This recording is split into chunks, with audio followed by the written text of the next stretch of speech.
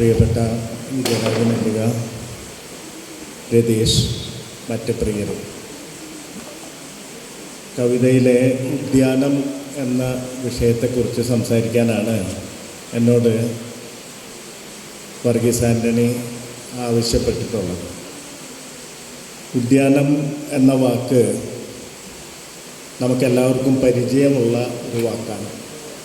അത് ഒരു ഏകവളത്തോട്ടമല്ല, അത് വ്യത്യസ്തമായ ചെടികൾ, വ്യത്യസ്തമായ പൂവുകൾ, വ്യത്യസ്തമായ ഇലകളാൽ നിറഞ്ഞ ഒന്നാണ് ഉദ്യാനം എന്ന് പറയുന്നത്. അപ്പോൾ അതിൽ വ്യത്യസ്തത എങ്ങനെ ഓരോ കാലത്തും ഉണ്ടാകുന്നു എന്നുള്ള കാര്യമാണ് ഞാൻ വരുമ്പോൾ വിജയരാജ മല്ലിക സംസാരിച്ചു കൊണ്ടിരുന്നത്. എന്ന് പറഞ്ഞാൽ ഉദ്യാനം എന്ന് പറഞ്ഞാൽ ഒരു പ്രകൃതിയല്ല, പ്രകൃതിയിൽ നിന്ന് നമ്മൾ വെട്ടിയുണ്ടാക്കുന്ന സാംസ്കാരികമായൊരു പ്രകൃതിയാണെന്ന് പറയാം. അപ്പോൾ സാംസ്കാരികമായ പ്രകൃതിയിൽ അതും പ്രകൃതിയും തമ്മിലുള്ള വ്യത്യാസം എന്താ വെച്ചാൽ, പ്രകൃതിയിൽ നമുക്ക് ഇടപെടാൻ പറ്റില്ല, അതിങ്ങനെ തന്നെത്താൻ ഉണ്ടാവുന്നതാണ്. കാട് എന്ന് പറയുന്നത് നമ്മൾ ഉണ്ടാക്കുന്നതല്ല, വെച്ച് പിടിപ്പിക്കുന്നതല്ല, അത് തന്നെത്താൻ വളരുന്നതാണ്. പക്ഷെ ഉദ്യാനം എന്ന് പറഞ്ഞാൽ നമ്മുടെ ഒരു ഇടപെടൽ അതിൻ്റെ ഉള്ളിലുണ്ട്, നമ്മുടെ ഒരു തീരുമാനം അതിൻ്റെ ഉള്ളിലുണ്ട്. ആ തീരുമാനത്തിനനുസരിച്ചാണ് ഉദ്യാനങ്ങൾ ഉണ്ടാക്കുന്നത്. അപ്പോൾ അതുകൊണ്ട് ഈ കവിത എന്ന് പറയുന്നത് അങ്ങനെ നമ്മുടെ ഒരു തീരുമാനം കൂടി അതിൻ്റെ ഉള്ളിലുണ്ടെന്നുള്ളതാണ് പ്രധാനപ്പെട്ട ഒരു കാര്യം എന്ന് പറയുന്നത്. സാധാരണ ഈ സിദ്ധി സാധന എന്നൊക്കെ പറഞ്ഞ് പണ്ട് പറയുമ്പോൾ അത് പ്രകൃതിദത്തമായ എന്തോ ആയിട്ടാണ് പലപ്പോഴും വിചാരിച്ചിരുന്നത്. പ്രത്യേകിച്ച് കാൽപ്പനിക കവികളുടെ ഒരു കാലത്ത് ഇതെവിടെ നിന്നോ ഒഴുകി വരുന്നതാണ്, നമ്മളൊരു ചാലക മാത്രമാണ്, അത് പിടിച്ചെടുക്കുക മാത്രമാണ് കവി ചെയ്യുന്നതെന്നുള്ള അർത്ഥത്തിലാണ് ആ കാവ്യ പ്രവൃത്തിയെ കണ്ടിട്ടുള്ളത്.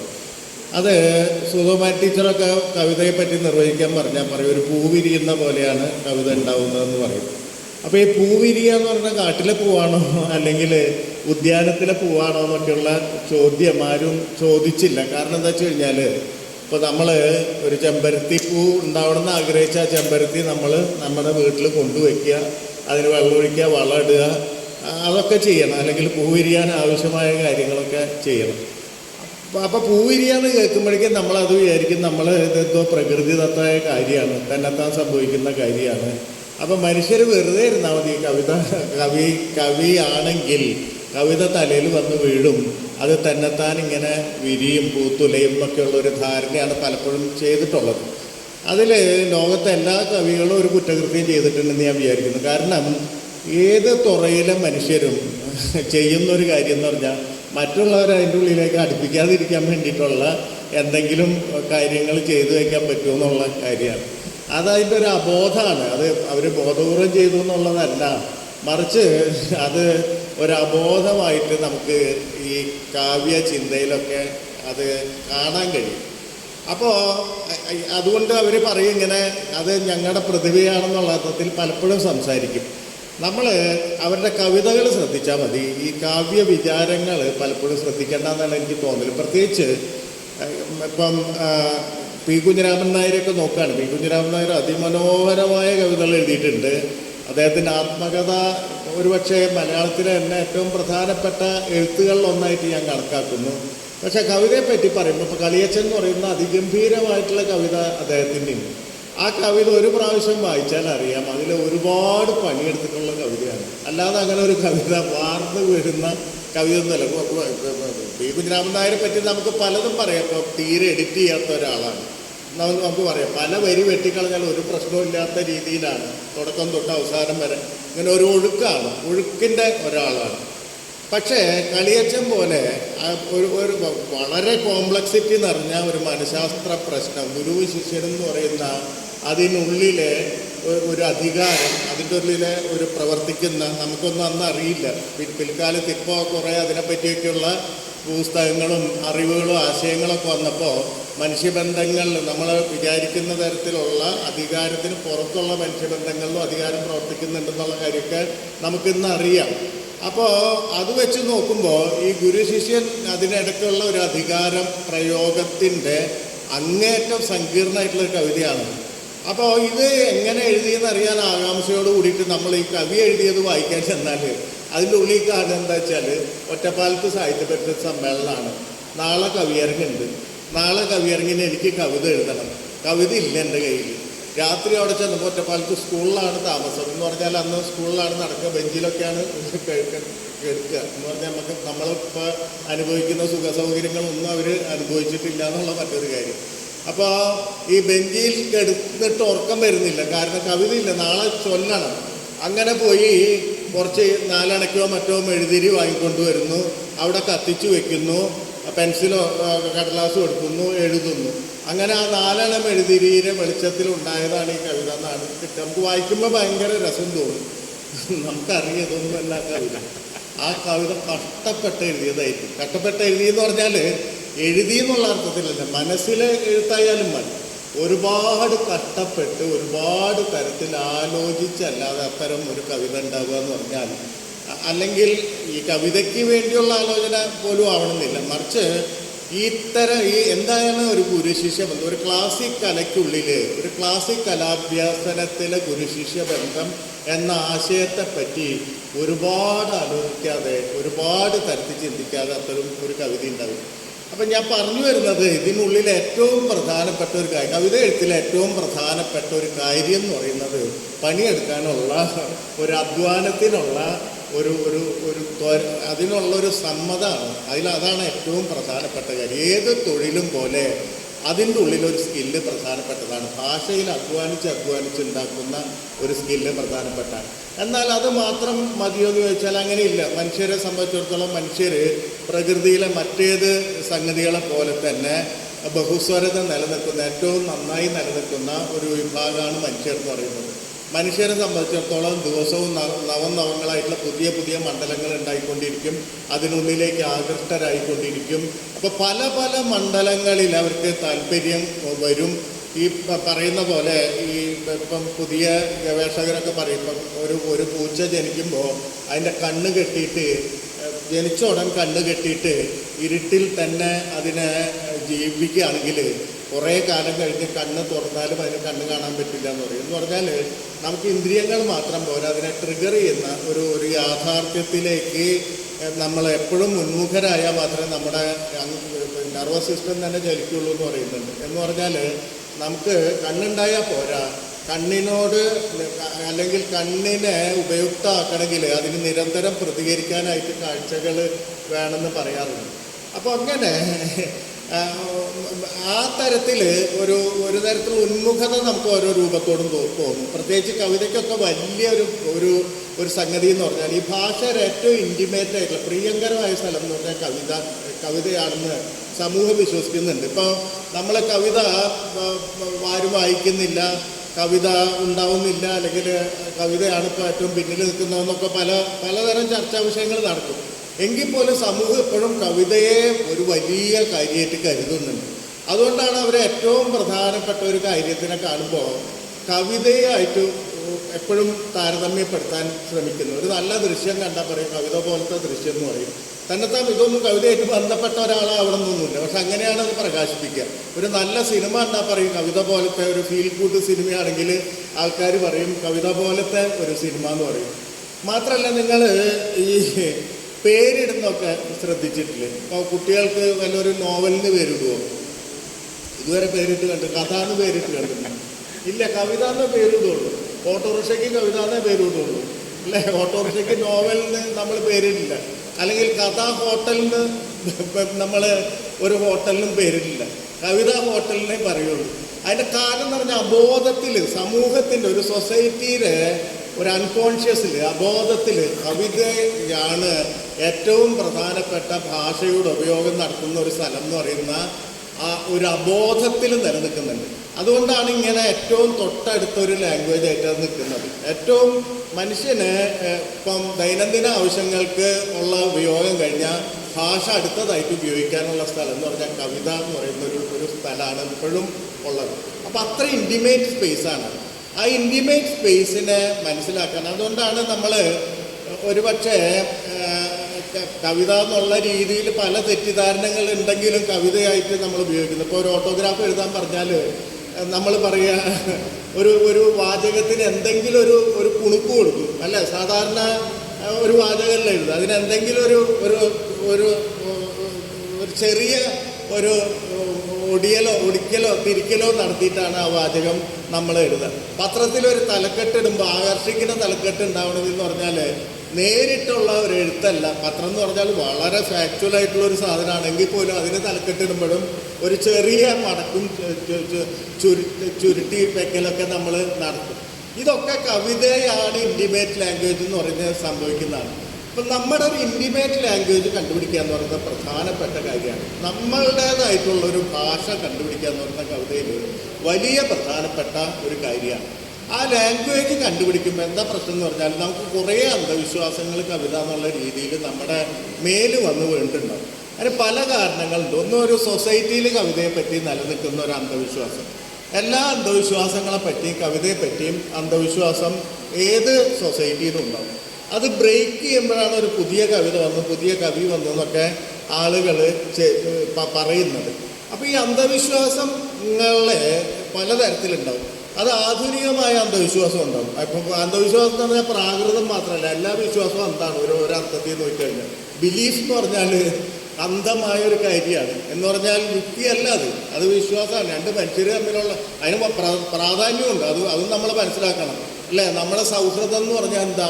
എന്തെങ്കിലും യുക്തിയിൽ അധിഷ്ഠിതമായിട്ടാണോ? എൻ്റെ ഏറ്റവും നല്ല കൂട്ടുകാരി എന്നൊക്കെ പറയുമ്പോൾ അതിന് യഥാർത്ഥത്തിൽ ഐഡിയോളജിക്കൽ ബേസിനപ്പുറം ഒരു ബിലീഫ് സിസ്റ്റത്തിൻ്റെ ബേസാണ്. ഞങ്ങൾക്ക് തമ്മിൽ പറയാതെ നാം തമ്മിൽ അറിയുന്നു എന്ന് പറയുന്ന തരത്തിൽ കവി പറഞ്ഞ പോലെ പറയാതെ അറിയുന്ന തരത്തിലുള്ള ഒരു ബന്ധമാണ് സൗഹൃദ ബന്ധം എന്ന് പറയുന്നത്. അത് നമുക്ക് ഇടയ്ക്കിടയ്ക്ക് കാലത്ത് എണീറ്റ് ഞാനും നീയും തമ്മിലുള്ള സൗഹൃദം ഇന്ന കാര്യങ്ങളിൽ അധിഷ്ഠിതമാണെന്ന് പറഞ്ഞ് 10 പോയിന്റ് എഴുതിയിട്ടൊന്നുമല്ലല്ലോ നമ്മൾ ഉണ്ടാക്കുന്നത്.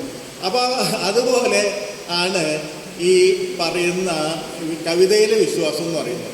അപ്പോൾ കവിതയിലെ ആ ഒരു ബിലീഫ് സിസ്റ്റം നമ്മൾ അത് ഒരു വാർപ്പ് മാതൃകയാകുമ്പോൾ അതിനെ പൊളിച്ചെഴുതേണ്ടി വരും. ഒരു വാർപ്പ് മാതൃകയായിട്ട് വന്നു കഴിഞ്ഞാൽ നമുക്കതിനെ പൊളിച്ചെഴുതേണ്ടി വരും. ഒരു പ്രധാനപ്പെട്ട വാർപ്പ് മാതൃക എന്ന് പറഞ്ഞാൽ മലയാളത്തിൽ കവിത എഴുതണമെങ്കിൽ ഈ സംഗീതത്തെ പറ്റിയൊരു ധാരണ വേണം, അല്ലെങ്കിൽ അതിനുള്ളിലൊരു സംഗീതം വേണം എന്ന് പറയുന്ന ഒരു പ്രശ്നമാണ് ഇത്രയും കാലമായിട്ടും പൊളിക്കാൻ പറ്റാത്ത പൊളിക്കാൻ പറ്റാത്ത ഒരു ആധുനികമായ അന്ധവിശ്വാസ മാതൃക എന്ന് പറയുന്നത്. അത് ഒരിക്കലും നമുക്ക് ഈ ഒരു ഈണത്തിൻ്റെ രൂപത്തിലല്ലാതെ കവിതയെ സങ്കല്പിക്കുക മലയാളത്തിൽ പ്രയാസമാണ്. അതേസമയം നിങ്ങൾ ഇപ്പോൾ മലയാളത്തേക്കാൾ വലിയ സംഗീത പാരമ്പര്യമുള്ള ഒരുപാട് ഭാഷകളുണ്ട്. ഇപ്പോൾ ബംഗാളി വലിയ സംഗീത പലതരത്തിൽ ബാവുൽ സംഗീതമുണ്ട്, രവീന്ദ്ര സംഗീതമുണ്ട്, അങ്ങനെ പുതിയതും പഴയതുമായിട്ടുള്ള ഒരുപാട് സംഗീത പാരമ്പര്യമുണ്ട്. തമിഴിൽ പോയാൽ അതിന് വലിയ സംഗീത പാരമ്പര്യമുണ്ട് അല്ലേ. വലിയ വാഗ്ഗേയകാരന്മാരൊക്കെ ഉണ്ടായിരുന്ന സ്ഥലമാണ്. എന്തിന് ആസാം പോലുള്ള ഒരു സ്ഥലത്ത് അല്ലെങ്കിൽ അതിനപ്പുറത്ത് വടക്കിഴക്കൻ സംസ്ഥാനങ്ങളിൽ പോയി കഴിഞ്ഞാൽ അവരുടെ ട്രൈബൽ ലൈഫിന് നമ്മൾ വിചാരിക്കാൻ പറ്റാത്ത തരത്തിലുള്ള സംഗീത പാരമ്പര്യമുണ്ട്. അത്രയും വലിയ സംഗീത പാരമ്പര്യമുള്ള സ്ഥലങ്ങളിൽ നിന്ന് വരുന്ന കവിത നോക്കിക്കഴിഞ്ഞാൽ ഒട്ടും അത് സംഗീതമേ ചോർത്തി കളഞ്ഞിട്ടുള്ളൊരു എഴുത്താണ് അവർ മുഴുവൻ നടത്തുന്നതെന്ന് നമുക്ക് കാണാൻ പറ്റും. അപ്പോൾ എന്തുകൊണ്ടാണ് അത് ഇങ്ങനെ അവരെടുക്കാത്തത്? അല്ലെങ്കിൽ ലോകം മുഴുവൻ ഒരു 20ാം നൂറ്റാണ്ടോടുകൂടി തന്നെ ഈ സംഗീതത്തിൻ്റെ അധീശത്വത്തിൽ നിന്ന് കവിത രക്ഷപ്പെട്ടിട്ടുണ്ട്. അതിൻ്റെ അർത്ഥം സംഗീതം മോശമാണെന്നൊന്നല്ല ഞാൻ പറയുന്നത്. സംഗീതം വലിയ കലയാണ്. സംഗീതത്തിന് അല്ലെങ്കിൽ പാട്ട് എന്ന് പറയുന്നത് വലിയ പാരമ്പര്യമുള്ള ഒരു കലയാണ്. അതിൻ്റേതായിട്ടുള്ളൊരു സംഗതിയുണ്ട്. പക്ഷേ ഈ നമ്മുടെ ആധുനിക കാലത്ത് കവിത എന്ന് പറയുന്നത് അത് തമ്മിലുള്ളൊരു ബന്ധം വിട്ടിട്ട് പല രീതിയിൽ പോയിട്ടുണ്ട്. ഇപ്പം സിനിമ കവിതയെ സ്വാധീനിച്ചിട്ടുണ്ട്, ചിത്രകല കവിതയെ സ്വാധീനിച്ചിട്ടുണ്ട്, അങ്ങനെ ആധുനികമായ പല രൂപങ്ങളും കവിതയെ സ്വാധീനിച്ചിട്ടുണ്ട്. നിങ്ങൾക്ക് ഇപ്പോൾ ഒരു വാക്കുകൊണ്ടൊരു ചിത്രം വരയ്ക്കാൻ കഴിയുന്നൊരു കാലം കൂടിയാണ്. കവിതയിലൊരു പ്രധാനപ്പെട്ട സംഗതി അതാണ്. ഇല്ലസ്ട്രേറ്റ് ചെയ്യാനുള്ള ഒരു കഴിവ് അതിന് ഉണ്ടായിരുന്നുള്ളതാണ്. കുമാരനാശാലൊക്കെ ചെയ്തിട്ടുള്ള ഒരു കാര്യം നമുക്ക് 20th സെഞ്ച്വറിയുടെ തുടക്കത്തിൽ തന്നെ 20ാം നൂറ്റാണ്ടിൻ്റെ തുടക്കത്തിൽ തന്നെ ഇതൊക്കെ ചെയ്യുന്നതായിട്ട് കാണാൻ പറ്റും. ഞാൻ പറഞ്ഞു വരുന്നത് കവിത ഇതൊന്നുമല്ല, ഇങ്ങനത്തെ അന്ധവിശ്വാസമൊന്നുമല്ല. കവിത ഒരു ദർശനമാണ് എന്നുള്ളതാണ് ഏറ്റവും പ്രധാനപ്പെട്ട കാര്യം. വിജയരാജ മല്ലിക പറഞ്ഞുകൊണ്ടിരുന്ന ഒരു കാര്യമാണ്. വിജയരാജ മല്ലിക ഈ പറയുന്ന നമുക്ക് കെട്ടിയുണ്ടാക്കിയ ഒരു ലോകത്തെ നമ്മൾ സംശീകരിക്കുന്ന പോലെയല്ല സംശീകരിച്ചിട്ടുള്ളത്. കാരണം വേറൊരു സ്ഥലത്ത് നിന്ന് നോക്കുമ്പോൾ ആ ലോകം ചിലപ്പോൾ കുറച്ച് വികൃതമായിട്ട് തോന്നും അല്ലേ. നമ്മൾ രാവിലെ നമ്മൾ ആൾക്കാരെ കൊണ്ടൊക്കെ നല്ല മനുഷ്യനാണെന്ന് പറയിപ്പിക്കും. പക്ഷെ ദിവസം ഇറങ്ങുമ്പോൾ മുന്നിൽ നടന്നു പോകുന്ന വഴിയിൽ ഒരു ചെടി നിൽക്കുന്നുണ്ട്, അതിൻ്റെ ഒരു ഇല നുള്ളിക്കളയുന്നുണ്ടെന്ന് വിചാരിക്കുക. ദിവസവും നമ്മൾ ഒരാവശ്യമില്ലാണ്ട് നടന്നു പോകുമ്പോൾ ഈ ഇല നുള്ളിക്കളയുന്നുണ്ടെന്ന് വിചാരിക്കുക.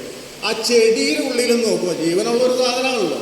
ആ ചെടിക്കൊരു കാഴ്ചപ്പാടുണ്ടെങ്കിൽ ലോകത്തെ ഏറ്റവും ദുഷ്ടനായിട്ടുള്ള മനുഷ്യൻ ഒരാവശ്യമില്ലാണ്ട് ദിവസവും ഇങ്ങനെ വയലൻസ് പ്രയോഗിച്ചുകൊണ്ടിരിക്കുന്ന ഒരാളാണ്. പറയുമ്പോൾ എന്താ ഈ ചെടിയെ സംരക്ഷിക്കുന്നത് ഞാനാണെന്ന് പറയും, അല്ല ഞാനാണെന്ന് അവകാശപ്പെടും. എൻ്റെ വീട്ടിൽ റോസ് ഉണ്ട്, എൻ്റെ വീട്ടിൽ ചെമ്പരത്തി ഉണ്ട്, എൻ്റെ വീട്ടിൽ ഏറ്റവും പുതിയ ചെടിയുണ്ട്.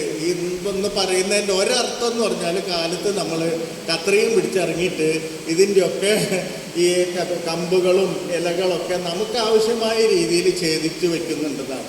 അപ്പം അങ്ങനെ ഛേദിച്ച് വെക്കുന്നതിൽ ഈ പറയുന്ന മനുഷ്യന് പുറത്തുള്ള ആൾക്കാർ മാത്രമല്ല, മനുഷ്യൻ്റെ ഉള്ളിലും കുറേ ആൾക്കാരുണ്ടെന്നാണ് നമ്മളോട് വിജയരാജ മല്ലിക പറഞ്ഞത്. അതുകൊണ്ട് നിങ്ങൾ അത്ര നല്ലവരൊന്നുമല്ല, നിങ്ങൾ വിചാരിക്കുന്ന പോലെ വലിയ മനുഷ്യരല്ല, നല്ല മനുഷ്യരല്ല എന്ന് ഓർമ്മിപ്പിക്കാൻ കൂടിയാണ് കവിത ലോകത്തുണ്ടാവുന്നതെന്ന് ഓർക്കണം. എന്ന് പറഞ്ഞാൽ കവിത വേറൊരു കാഴ്ചപ്പാടാണ്, വേറൊരു ഭാഗത്തു നിന്നുള്ള നോട്ടാണ്. ആ ഭാഗത്തു നിന്ന് നോക്കുമ്പോഴാണ് ഏങ്കോണിപ്പും നമ്മുടെ ജീവിതത്തിൻ്റെ ഏങ്കോണിപ്പും വക്രീകരണമൊക്കെ നമുക്ക് കാണാൻ സാധിക്കും. പക്ഷേ ഒരൊറ്റ കാര്യം നിങ്ങൾ പറയേണ്ടത്, നിങ്ങൾ കണ്ടുപിടിച്ച കവിത ആണ് നാളത്തെ കവിത എന്ന്, അല്ലെങ്കിൽ ആ രീതിയിൽ മാത്രമാണ് കവിത ഉണ്ടാവേണ്ടതെന്ന് ഒരിക്കലും ശഠിക്കാൻ പാടില്ല. അതാണ് ഈ കവിതയിൽ ഉദ്യാനം എന്ന് പറയുന്ന ആ പേരിൻ്റെ സംഗതി തന്നെ. നമ്മൾ ഇന്ത്യയെ പറ്റി ഒന്ന് ആലോചിച്ചാൽ ഇന്ത്യയിലെ ഏറ്റവും വലിയ പ്രശ്നം എന്താണ്? ഇന്ത്യയിലെ ഏറ്റവും വലിയ കൾച്ചറൽ പ്രശ്നം എന്ന് പറയുന്നത് ഞാൻ ജീവിക്കുന്ന ജീവിതമാണ്, ഞാൻ വിശ്വസിക്കുന്ന വിശ്വാസമാണ് എല്ലാവർക്കും വേണ്ടത് എന്ന് പറയുന്ന ഒരു ഒരു ഒരു സിദ്ധാന്തമാണ് ഏറ്റവും വലിയ പ്രശ്നം. എനിക്കൊരു പാർട്ടി ഉണ്ട്, എനിക്കൊരു ജാതി ഉണ്ട്, എനിക്കൊരു കാഴ്ചപ്പാടുണ്ട്, അത് നിങ്ങളെല്ലാവരും അംഗീകരിക്കുന്നവരെ ഞാൻ വാഗൊണ്ട് ചലച്ചുകൊണ്ടിരിക്കുന്ന പറയുന്നതാണ് ഡെമോക്രസിയെ പറ്റിയുള്ള നമ്മുടെ ധാരണ എന്ന് പറഞ്ഞാൽ.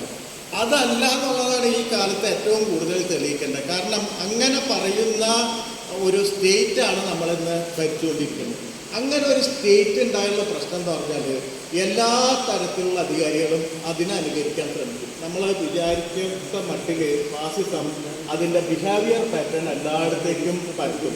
അപ്പോൾ നമുക്ക് അധികാരമുള്ള സ്ഥലത്ത് നമ്മളെല്ലാവരും അങ്ങനെ പെരുമാറാൻ തുടങ്ങും. അല്ല, വീട്ടിൽ അച്ഛൻ അങ്ങനെ പെരുമാറാൻ തുടങ്ങും, ദാമ്പത്യ ജീവിതത്തിൽ ഭർത്താവ് അങ്ങനെ പെരുമാറാൻ തുടങ്ങും.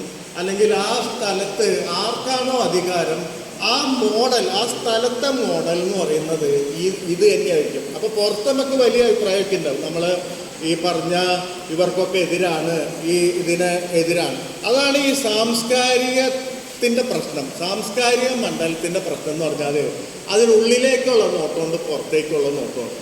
ഇന്ത്യൻ മധ്യവർഗത്തിൻ്റെ ഏറ്റവും വലിയ പ്രത്യേകത, ഏറ്റവും വലിയ സവിശേഷത എന്ന് പറഞ്ഞാൽ അതിന് സ്വയം വിമർശനത്തിനുള്ളൊരു വലിയ ശേഷി ഉണ്ടായിരുന്നു. അതാണ് അതിനെ നിലനിർത്തിയിരുന്നത്, അതിനെ സാംസ്കാരികമായി നിലനിർത്തിയിരുന്ന ഒരേ ഒരു കാര്യം. നമുക്കറിയാം, മധ്യവർഗം എന്ന് പറഞ്ഞാൽ എപ്പോഴും അവനവൻ്റെ ആത്മസംതൃപ്തിക്ക് വേണ്ടിയും അവനവൻ്റെ മുന്നേറ്റത്തിന് വേണ്ടിയും ഒക്കെ പ്രവർത്തിക്കുന്ന ഒരു വർഗ്ഗമാണ്. അതിൽ ഒരു കുറ്റവും കാണാത്ത വർഗ്ഗമാണ്. ചവിട്ടി തേച്ചാലും അടുത്തുള്ള ആളെ ചവിട്ടി തേച്ചാലും എനിക്ക് ഇത്തിരി മുന്നോട്ട് പോകാൻ കഴിഞ്ഞാൽ അത് ചെയ്യാമെന്ന് വീണ്ടും വീണ്ടും പറഞ്ഞുകൊണ്ടിരിക്കുന്ന ഒരു അത് ശരിയാണെന്ന് വിചാരിക്കുന്ന ഒരു വർഗ്ഗമാണ് മധ്യവർഗം. പക്ഷെ ഇന്ത്യയിലെ മധ്യവർഗം എപ്പോഴും അത് ഒരു സ്വയം വിമർശനം നടത്തിയിരുന്നു. എപ്പോഴും അത് ഈ അങ്ങനെ വായിക്കാം, കുഞ്ഞിരാമൻ നായരൊക്കെ വായിക്കും, പശ്ചാത്താപത്തിൻ്റെ ഒരുപാട് പേജുകൾ കാണാം, കുറ്റകൃത്യങ്ങളുടെ, അല്ലേ? വൈലോപ്പിള്ളിയിലും ഇപ്പോൾ കവിതയ്ക്കുള്ളിൽ ചെറ്റയാമ്പയുടെ ഞാനിനിമേലിൽ, അല്ലേ? കട്ടമെങ്ങനെ കണ്ണാടി ആ പെൺകുട്ടിയായിട്ട് കഴിഞ്ഞിട്ട്, അല്ലേ? എന്നോട് അത് മാത്രമേ ആൾക്കാർ പറയുള്ളൂ.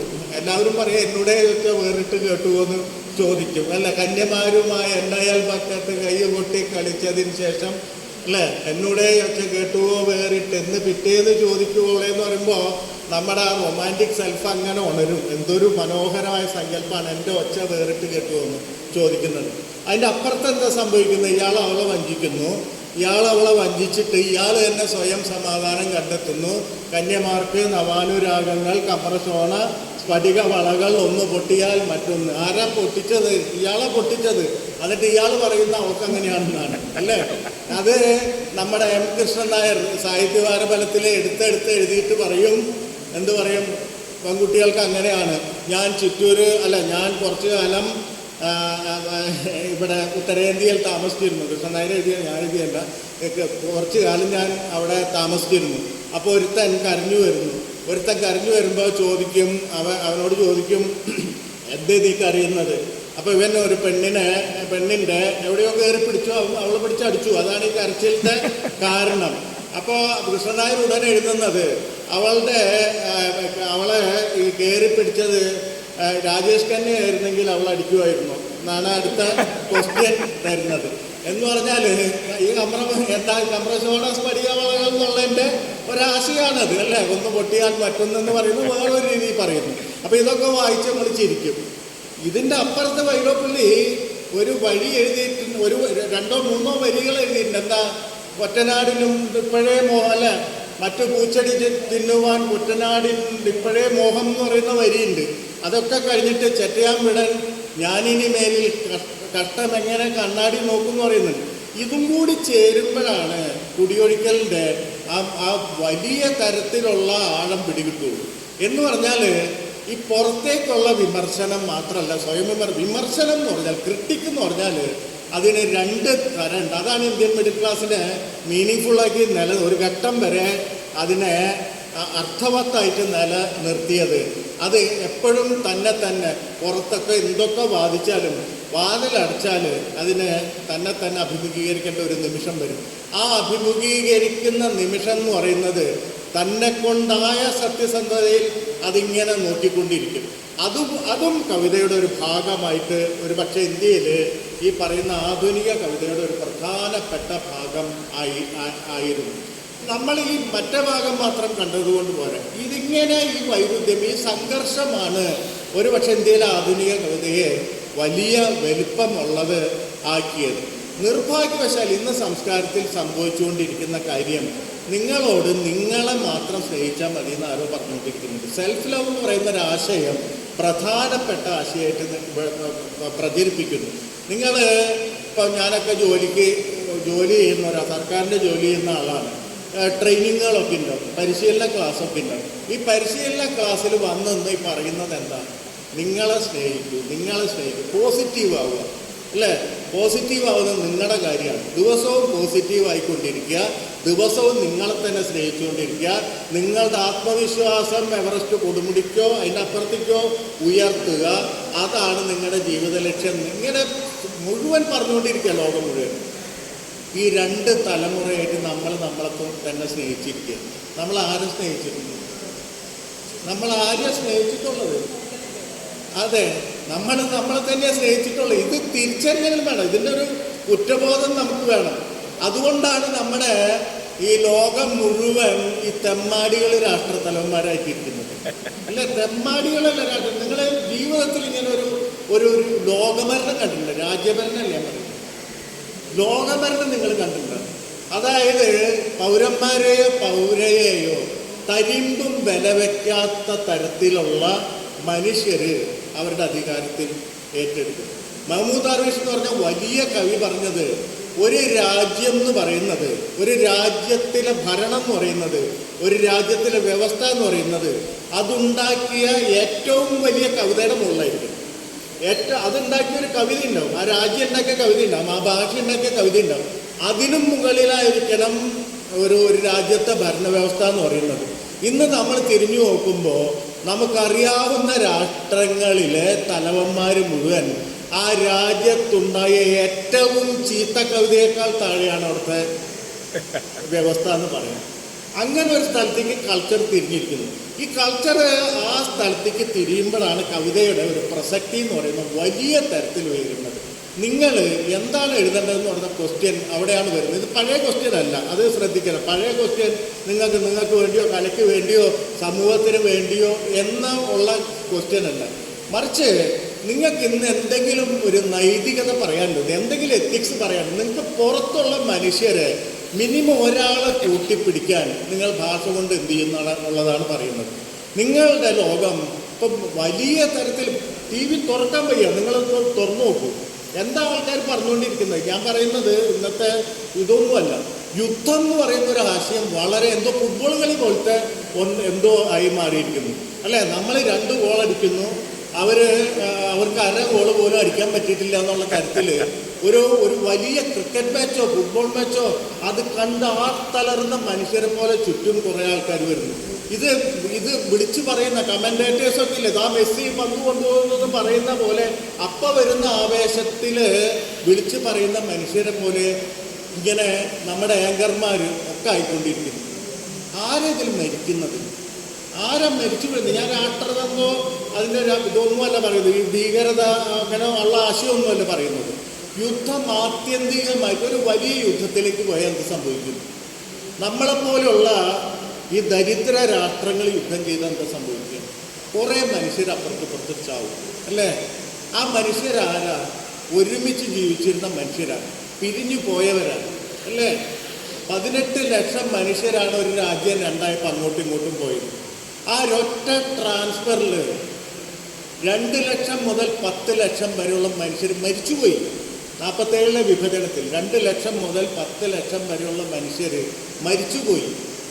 ഏതാണ്ട് 2 ലക്ഷം മനുഷ്യർ ഒരു സ്ഥലത്തുനിന്ന് പുറപ്പെട്ടിട്ടുണ്ട്, മറ്റേ സ്ഥലത്ത് എത്തിയില്ല, ആവിയായി പോയി, മാഞ്ഞുപോയി. എവിടെ പോയി എന്നറിയില്ല, കണക്കില്ല. പരിക്ക് പറ്റിയവരും പിൽക്കാലത്ത് ജീവിതം കെട്ടിപ്പടുക്കാൻ പറ്റാത്തവരും ഒക്കെ ആയിട്ടുള്ള മനുഷ്യരുടെ കഥ നമുക്ക് അറിഞ്ഞുകൂടാ.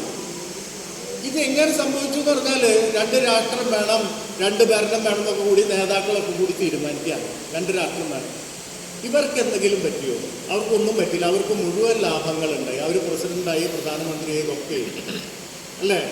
ഈ മനുഷ്യർ എവിടെ പോയി? ഞാൻ ഈ കഴിഞ്ഞ ദിവസം ആനന്ദ് പട്വർദ്ധൻ എന്ന് പറയുന്ന പ്രസിദ്ധ ഫിലിം മേക്കറുടെ അയാളുടെ വസുധൈവ കുടുംബകം എന്ന് പറഞ്ഞ സിനിമ ഉണ്ട്. അത് അയാളുടെ കുടുംബത്തെ പറ്റിയുള്ള സിനിമയാണ്. അയാളുടെ അച്ഛനും അമ്മയും ആ കാലത്ത് ജീവിച്ചിരുന്ന മനുഷ്യരാണ്. ഗാന്ധിയുടെയും നെഹ്റുവിൻ്റെയും കാലത്ത് ജീവിച്ചിരുന്ന മനുഷ്യരാണ്.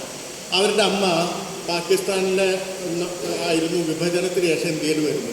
അവർ ശാന്തിനികേതനിൽ പഠിക്കാൻ പോയിട്ടുണ്ട്. അങ്ങനെ അച്ഛനെ കാണുന്നു, തിരിച്ചു വരുന്നു.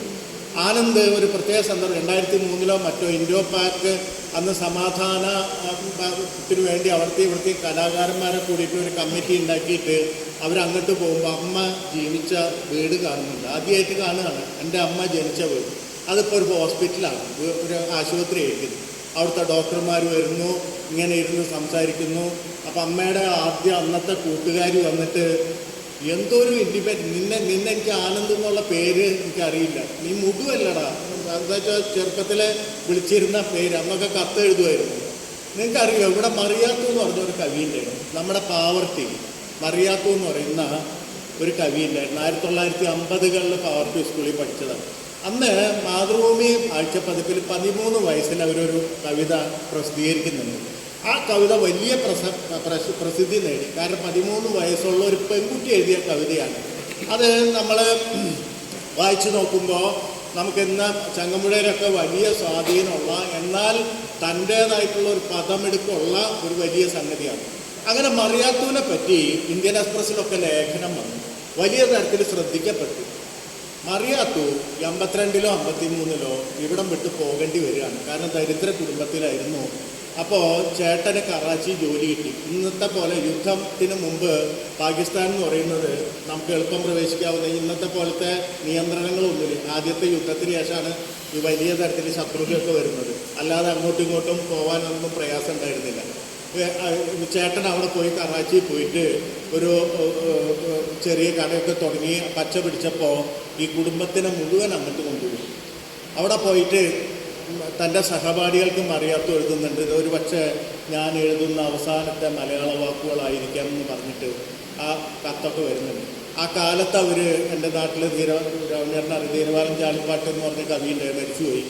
കാസിം പാടാനപ്പള്ളി എന്ന് പറഞ്ഞ അവരിപ്പോൾ ഫറൂഖി ജീവിച്ചിട്ടുണ്ട്. അവരുടെ സഹപാഠിയായിരുന്നു. അവർ പറഞ്ഞിട്ടാണ് ഞാൻ കഥ അന്വേഷിച്ച് പോയത്.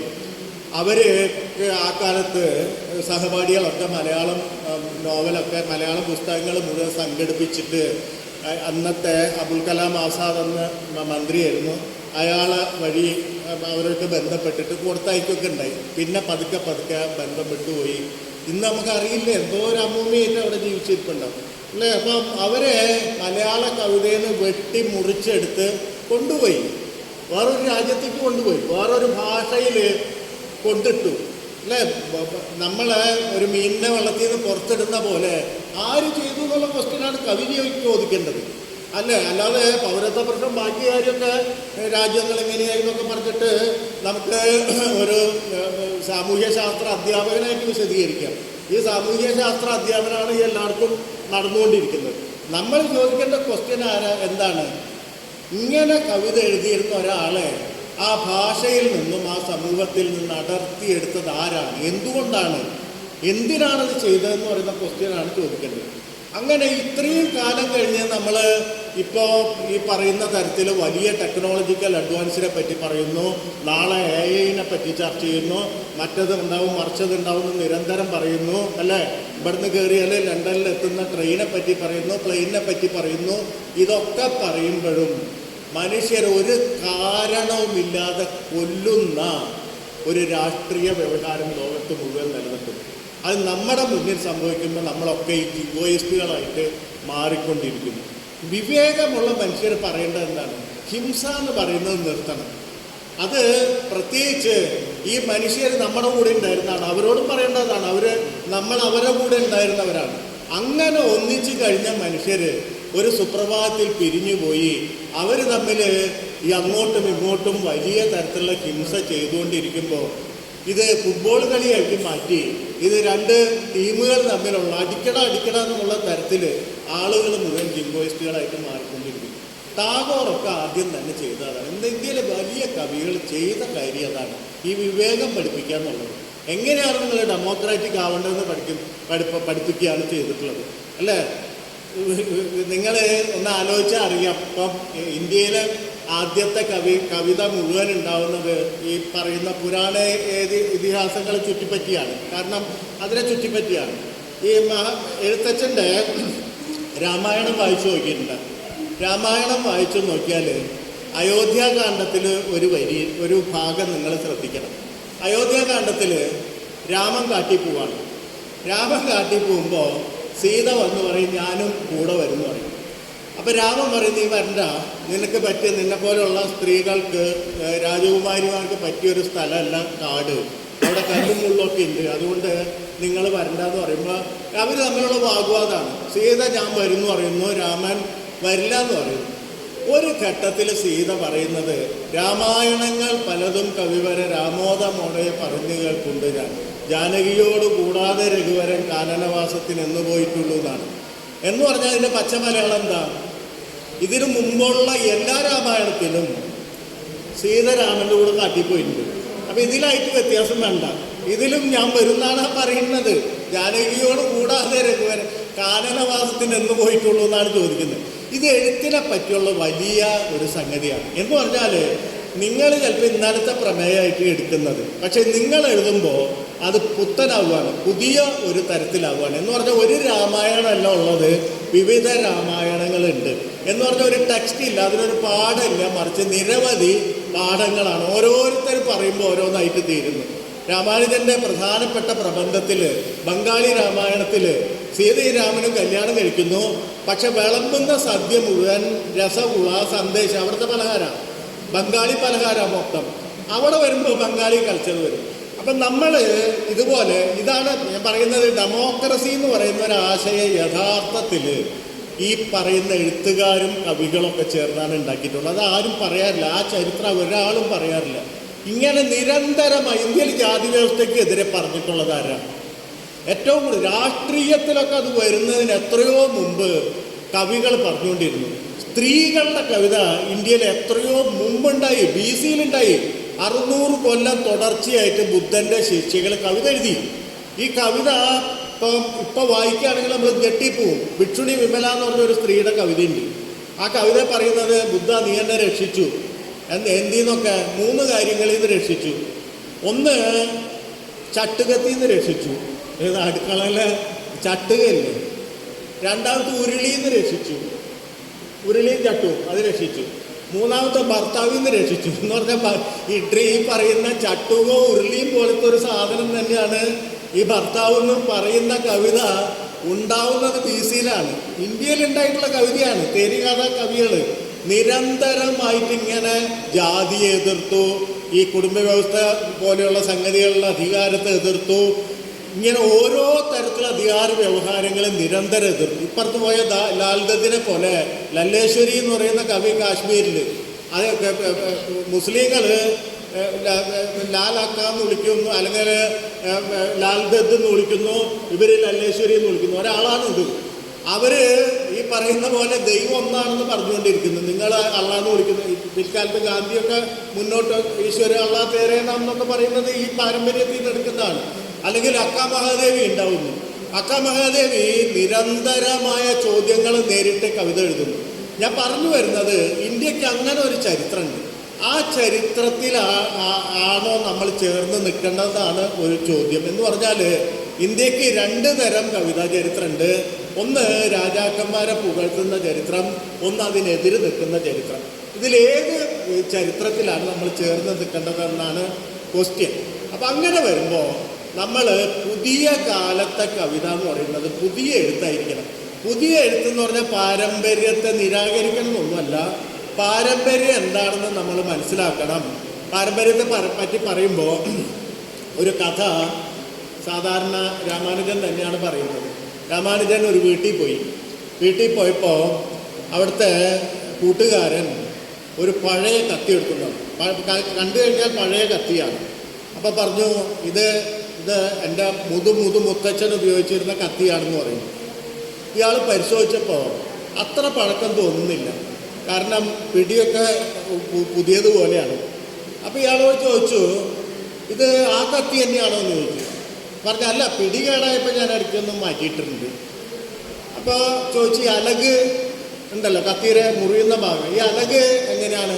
അതും ഞാൻ 1-2 പ്രാവശ്യം മാറ്റിയിരുന്നു, പക്ഷെ കത്തി പഴയത് തന്നെയാണ് പറഞ്ഞു. ഇതാണ് പാരമ്പര്യം നമ്മൾ വിളിക്കുന്നത്. ഈ പാരമ്പര്യം എന്ന് വിളിക്കുന്ന ഒരു സംഗതി എന്ന് പറഞ്ഞാൽ ഈ ഇടയ്ക്കിടയ്ക്ക് അലകും പിടിയൊക്കെ മാറ്റിയിട്ടിട്ടുള്ള ഒരു സംഗതിയാണ്.